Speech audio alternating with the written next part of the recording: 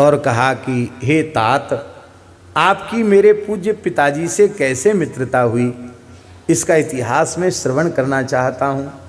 इसकी कथा तो बहुत विस्तृत है, लेकिन हम बड़ी संक्षेप में सुनाएंगे। कई स्थलों से कथाओं को लेना पड़ेगा, तब इसका समाधान होगा। पद्म पुराण में जो भगवान का मंगलमय चरित्र है, वहाँ एक बड़ी सुंदर बात आई है। एक बार महाराज दशरथ के राज्य काल में शनि ग्रह रोहिणी नक्षत्र का भेदन करने वाले थे। श्री वशिष्ठ जी ने दशरथ जी को बुलाकर कहा कि शनैश्चर ग्रह रोहिणी नक्षत्र का भेदन करने वाले हैं और कम से कम 12 वर्ष का घोर अकाल धरती पर पड़ जाएगा। हाहाकार मच जाएगी, महामारी फैल जाएगी और इस सब से राजा की बड़ी अपकीर्ति होगी। क्यों? लोग कहेंगे कि राजा के पाप का परिणाम है, पर ये तो ग्रह का अरिष्ट है, ग्रहारिष्ट है, तो इसे ये हम पहले से ही सूचित कर रहे हैं कि ये होने वाला है। दशरथ जी ने कहा कि इसका प्रतिकार क्या है, इसको कैसे रोका जा सकता है? बोले इसको रोकने का कोई उपाय नहीं। ग्रहों की दशा तो अपने काल क्रम से आती है और जब तक आती है तो आती है, जब जाती है तो जाती है। दैवज्ञ तो कहते हैं, ज्योतिषी तो कहते हैं ग्रहा राज्यम प्रयच्छन्ति ग्रहा राज्यम हरन्ति च, सब ग्रहों के कारण ही होता है। ज्योतिषियों का तो यही मत है।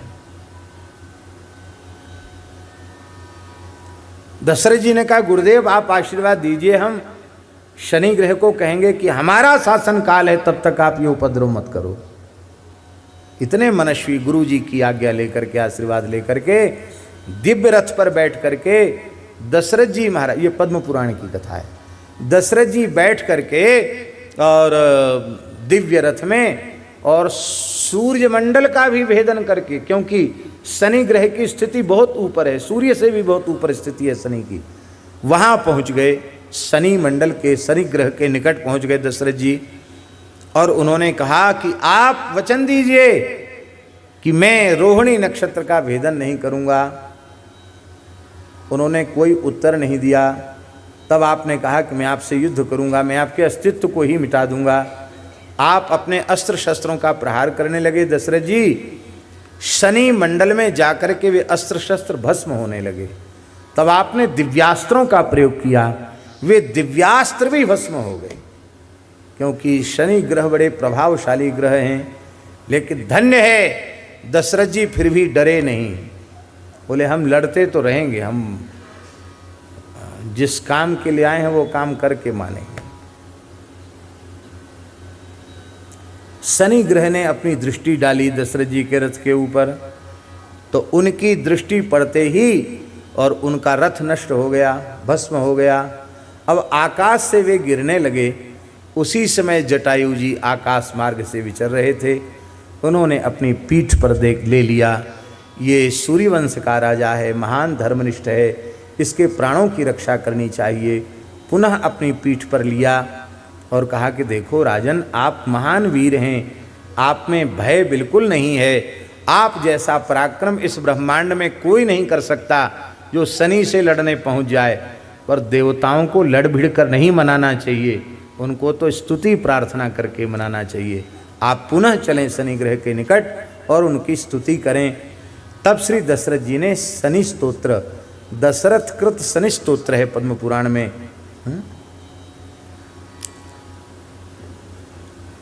और बड़ा प्रभाव है उस स्तोत्र का। उसका पाठ करने वालों को शनि का दुष्प्रभाव नहीं होता है। नमः कालाग्निरूपाय कृतांताय च वै नमः इत्यादि प्रकार के श्लोक हैं। और शनि ग्रह महाराज प्रसन्न भये। उन्होंने कहा राजन, मैं अत्यंत प्रसन्न हूँ, वर मांगो। तब उन्होंने कहा कि आप कभी इस प्रकार का उपद्रव धरती पर न करें कि 12 वर्ष का अकाल आपके प्रकोप के कारण आवे। आप रोहिणी नक्षत्र का भेदन न करें। उन्होंने कहा एवमस्तु, और दूसरा वर दिया, जो तुम्हारे द्वारा की गई मेरे इन संन्यष्टक का पाठ करेंगे, स्तुति करेंगे मेरे लिए उनकी ग्रह दशा प्रतिकूल नहीं रह जाएगी। तो उस समय दशरथ जी की प्राण रक्षा की, तो दशरथ जी ने मुझसे मित्रता कर ली। दशरथ जी ने, हाँ, मेरे जैसे मांसाहारी अधम पक्षी को उन्होंने तनिक सेवा के कारण रीझ करके मुझे मित्र बना लिया।